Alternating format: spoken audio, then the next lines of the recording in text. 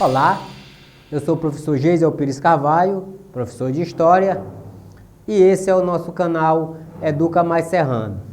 Deixe seu like, inscreva-se no nosso canal e ative o sininho das notificações. No nosso encontro de hoje, nós falaremos dos povos africanos, povos e culturas africanas, a segunda parte desse conteúdo, com destaque para os povos bantus, povos que fundaram o Império do Congo, certo? Os povos bantus fazem parte de um grupo linguístico que se formou há milhares de anos na região das províncias hoje conhecidas como Katanga e Kasai, na atual República Democrática do Congo. Ainda hoje, no sul do deserto do Saara, ainda vivem os povos bantus, povos de uma origem comum e de línguas aparentadas bantas. Quando eu falo aparentadas, eu estou dando a ideia de parente, de línguas próximas, e são bem próximas, que acabam nesse agrupamento dando a origem a esses povos. Então, acredita-se por volta de 1500 anos antes de Cristo, os povos bantus eles começaram a migrar da região onde hoje está localizada a República de Camarões, começaram a migrar dessa região de Camarões em direção ao centro, leste e sul do continente africano, onde hoje estão as regiões de Angola, Congo, Camarões, Gabão, Uganda, Namíbia, Zâmbia, Moçambique, Botsuana, República Democrática do Congo e Zimbábue. Todos esses países formaram lá atrás o Império do Congo, né? Império este é fundado pelos povos bantus, tá certo? Então dá para se ter uma ideia da dimensão, do tamanho que era o Reino do Congo ou o Império do Congo, como se queira chamar. Então isso pressupõe que os povos bantus dominaram, tiveram controle sobre uma grande região do continente africano, mais precisamente nessa região do centro-sul do continente, tá certo? Esse processo migratório que se iniciou aproximadamente por volta de 1500 anos a.C., é um processo migratório que durou cerca de 12.500 anos e é considerado o maior evento migratório da história da África subsaariana. Então, durante esse processo, durante esse deslocamento para essa região centro-sul, os bantus, nessa trajetória, os povos bantus, eles vão iniciar um processo de domesticação de plantas, de animais, assim como conquistar novos povos, principalmente povos que viviam da caça e da pesca.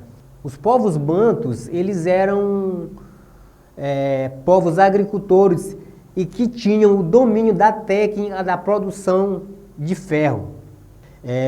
E utilizavam essa técnica para a produção para fazer instrumentos de trabalho, assim como instrumentos, armas de guerra.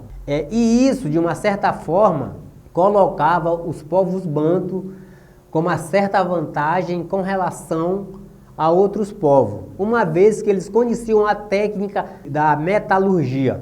Isso, de uma certa forma, vai explicar por que eles conseguiram dominar outros povos, ou seja, uma vez que eles dominavam essa técnica da metalurgia, a técnica sobre o ferro, eles conseguiam fazer armas de guerra, o que de uma certa forma dava uma vantagem com relação a outros povos quando se tinha um certo conflito, né? Com isso, há indícios, tudo indica que as regiões dominadas pelos povos bantus, uma região vai se tornar de agricultores, uma região dominada por agricultores, que no caso eram os povos bantus, assim como os povos que controlavam e dominavam a técnica da metalurgia. Podemos dizer que é uma região que vai ser dominada por agricultores e ferreiros. Vamos usar um termo mais moderno, por metalúrgicos, certo? Então, à medida que os bantus vão expandindo o seu campo de dominação, vão expandindo o seu território, eles vão também consolidando uma região de agricultores e de povos que dominavam a técnica da metalurgia. Mas e como e quando vai surgir esse Império do Congo fundado pelos Bantu? Quando é que vai se constituir a fundação do Império do Congo? Pois bem, a bacia do rio Congo, também chamada de a bacia do rio Zaire, desde sempre é habitada por grupos bantus, como os Bakongos, o Luba, o Lunda e o povo Kikongo. Todos esses grupos formavam esse grupo maior que era chamado de Bantus. Segundo a tradição local, no final do século XIII, os Bakongos, um desses grupos que formavam os povos Bantus, dominaram grupos inferiores, grupos menores, falantes de línguas Umbundo e Kikongo, dominaram esses povos e vão a partir dali, expandir a sua região de controle, a sua região de dominação. Os Bakongos, que venceram esses povos, eram liderados por Nimia Lukeni, que a partir de guerras, alianças e cobrança de tributos desses povos dominados, a partir daí é que vai se dar a constituição do Império do Congo, e viemos a conhecer como Império do Congo. Então os povos que eram dominados se tornavam súditos tributários, ou seja, uma vez dominados, passavam a pagar tributo para o rei do Império do Congo, o rei do Congo.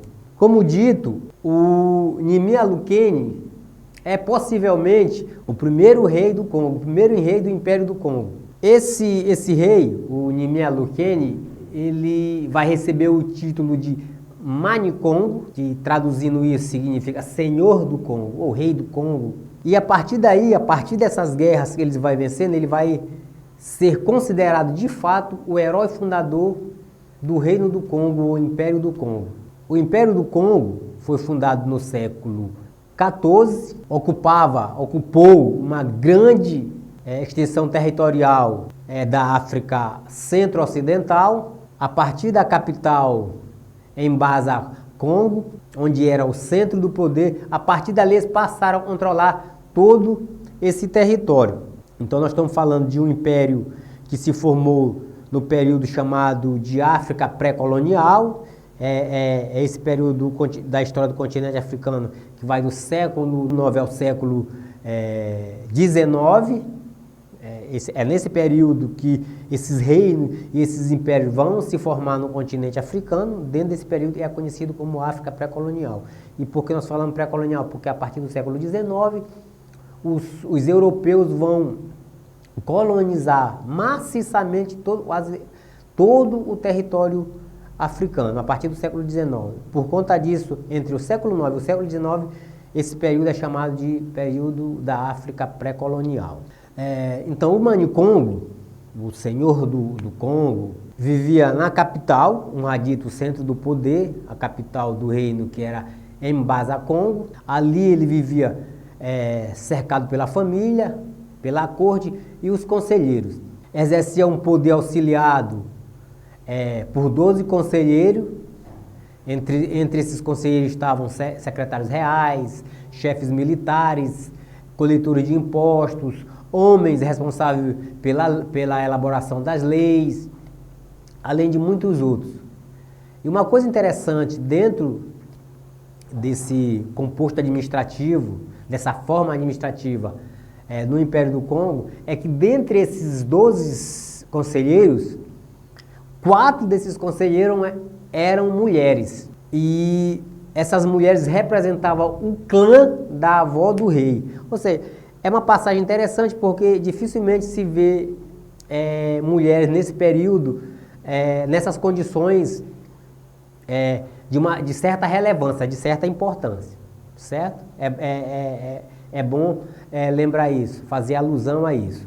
Cabia ao Mani-Congo, era o Mani-Congo que recebia os tributos. Esses tributos eles eram pagos em formas de alimentos, tecidos, sal, que era um produto extremamente precioso, de muito valor nesse período. Então, esses tributos eram pagos em forma de alimento, tecidos, sal, metais preciosos, gado, marfim e muitos outros produtos. E a responsabilidade de receber esses tributos era do Mani-Congo, ou seja, o rei do Congo. Mas havia também o pagamento de tributos em forma de dinheiro. Você está nos assistindo, pode perguntar, mas dinheiro nesse período?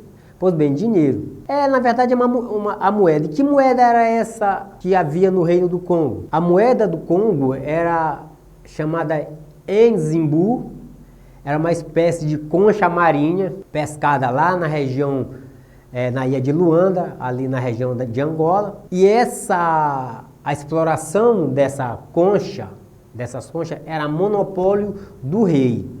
Ou seja, apenas o rei poderia fazer a exploração dessa concha, que era a moeda local. Como dito, essa responsabilidade de cobrar, receber os tributos, era de encargo do Mani-Congo. Havia também o chefe dos clãs, das famílias locais, chamados de Kandas, que também pagavam tributos. As aldeias, que na língua local eram chamadas de lubatas, e as cidades, que eram chamadas de banzas. As Kandas, as lubatas e as banzas pagavam tributos ao Mani-Congo. E em troca desses tributos, o Mani-Congo lhe oferecia proteção espiritual. Ou seja, o Mani-Congo também tinha uma atribuição religiosa dentro do Império do Congo. Porque acreditava-se que o Mani-Congo ele era visto de uma certa forma como o intérprete dos ancestrais e dos espíritos. Então ele era visto como esse chefe religioso do Império do Congo. Era uma atribuição também do Mani-Congo, essa questão religiosa, a atribuição religiosa. Com relação aos tributos, o Mani-Congo repartia parte dos bens arrecadados com os líderes das linhagens e das aldeias. E por que essa divisão? Porque a partir dessa divisão dos bens, dos tributos, o Mani-Congo, o rei do Congo, ele estabelecia uma aliança com essas aldeias. E estabelecendo uma aliança com essas aldeias, ele mantinha o equilíbrio de poder no reino do Congo. Ou seja, ele evitava, uma vez que ele dividia parte desses bens, ele evitava a possibilidade de que essas aldeias viessem a se revoltar, a fazer uma rebelião contra o reino. Então era uma forma de manter esse equilíbrio dentro do reino, fazendo essa repartição dos bens. O comércio no Império do Congo era uma atividade muito intensa, né? Muito intensa.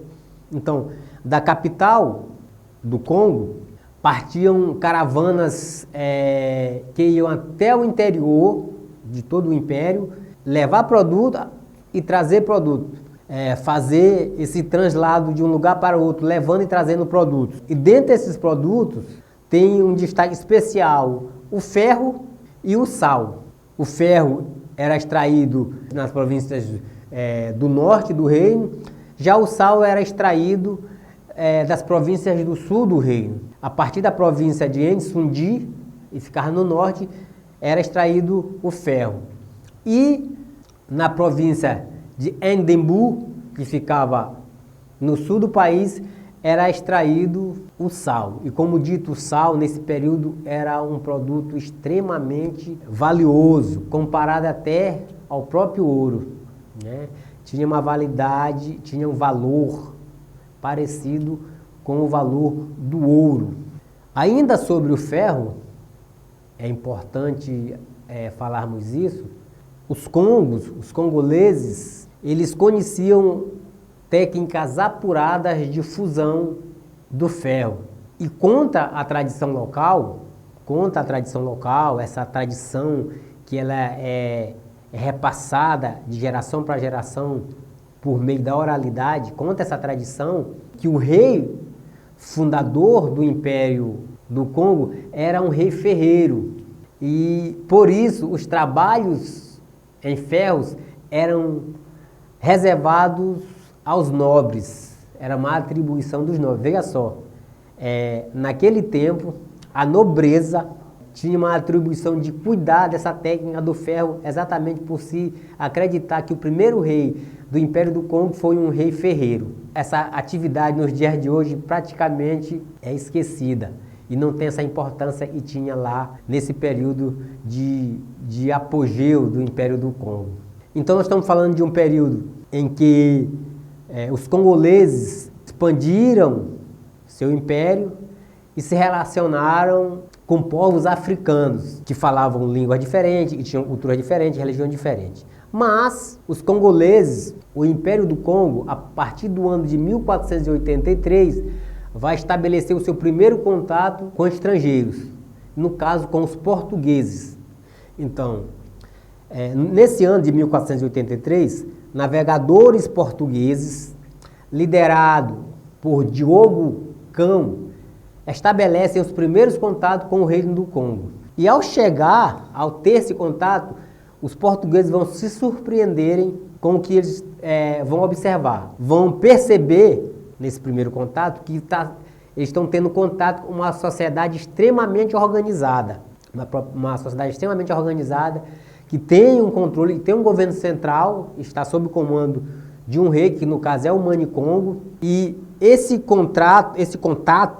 primeiro contato com os portugueses vai ter consequências bastante danosas, se assim podemos dizer. E danosas por quê? Porque esse processo de aculturação, de assimilação da cultura do outro vai se dar a partir desse primeiro contato.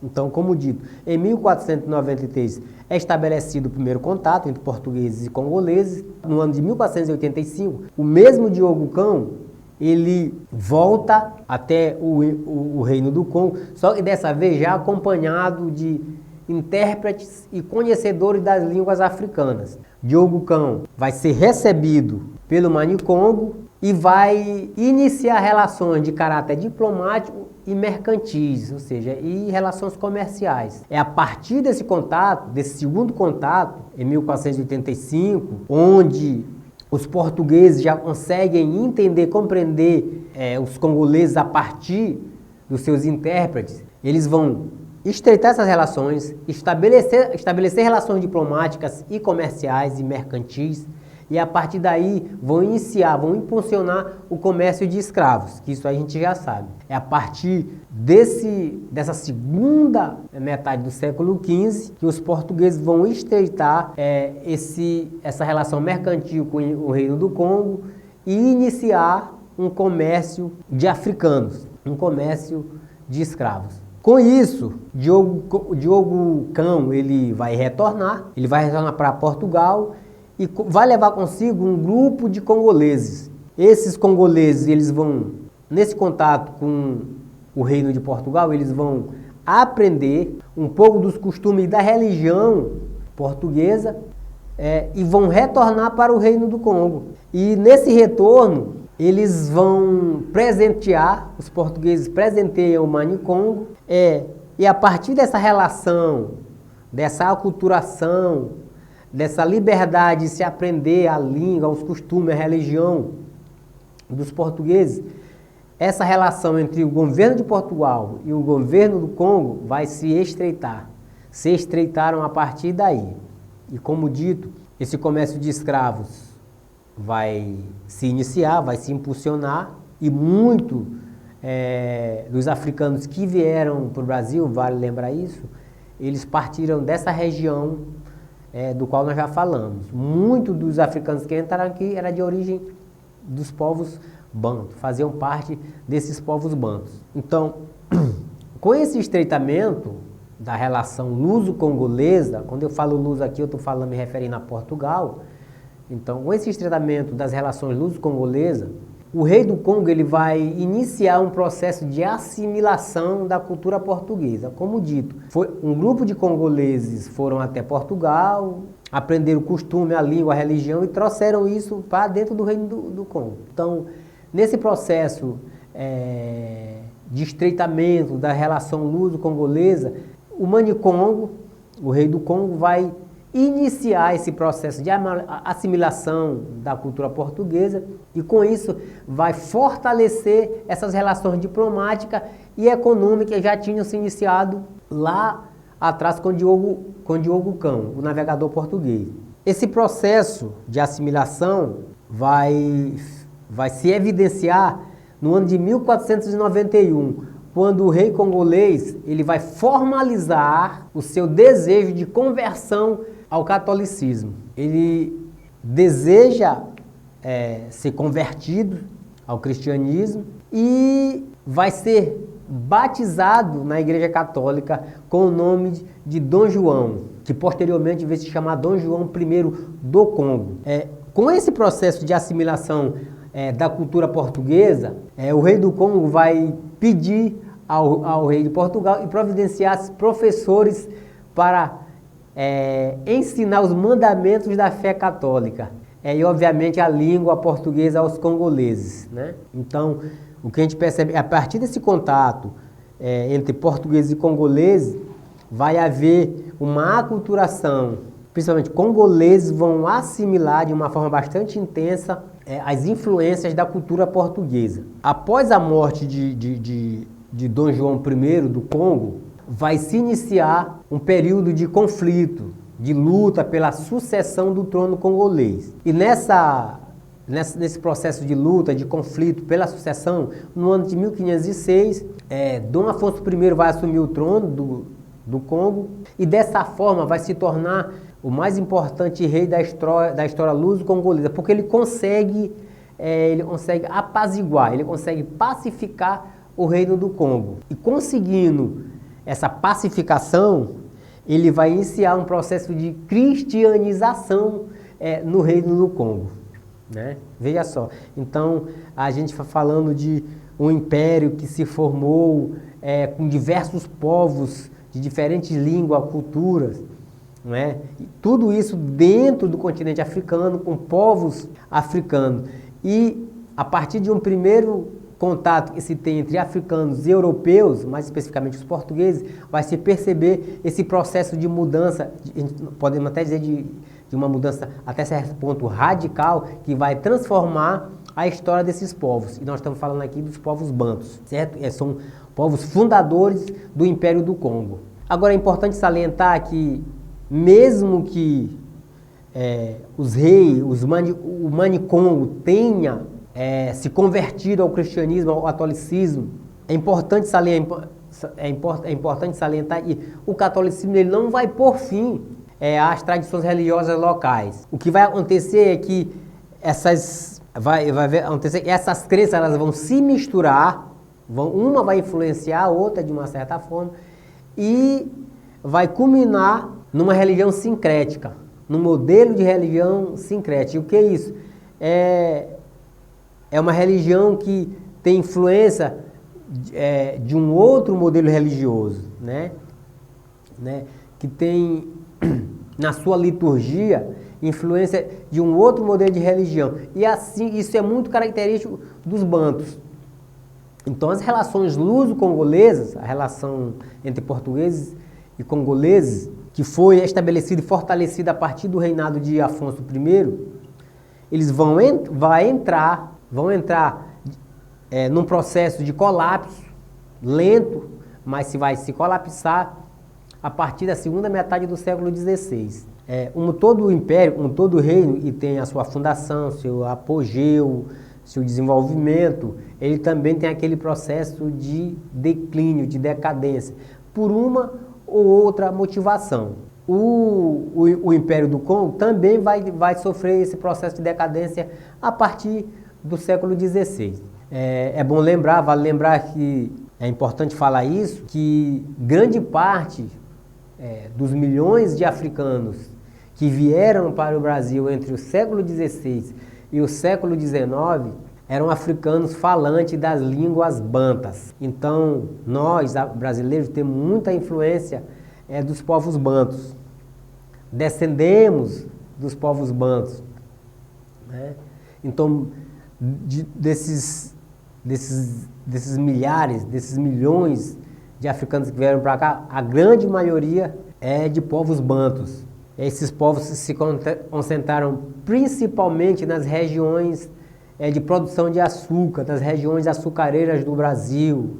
Então, você está nos assistindo, quando você ouvir ou falar palavras como berimbau, caçula, canjica, dendê, quitute, fubá, quiabo, sabe aquele cochilo que a gente tira, e a gente tira na tardezinha ou à noite, enfim, são todas palavras oriundas de influência dos povos bantos.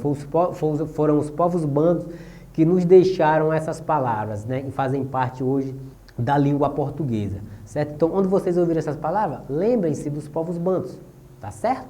Pois bem, esse era o nosso encontro de hoje, a segunda parte que trata dos povos africanos, povos e culturas africanas. Na primeira parte nós falamos do Império do Mali, ou dos malineses, né? Nesse segundo momento, nós falamos, no encontro de hoje, dos povos bantos que fundaram o Império do Congo, e no último encontro nós falaremos dos povos iorubais, tá certo? Então esse era o nosso encontro de hoje. Pedimos que você deixe seu like, inscreva-se no nosso canal e ative o sininho das notificações, certo? Muito obrigado e até o nosso próximo encontro.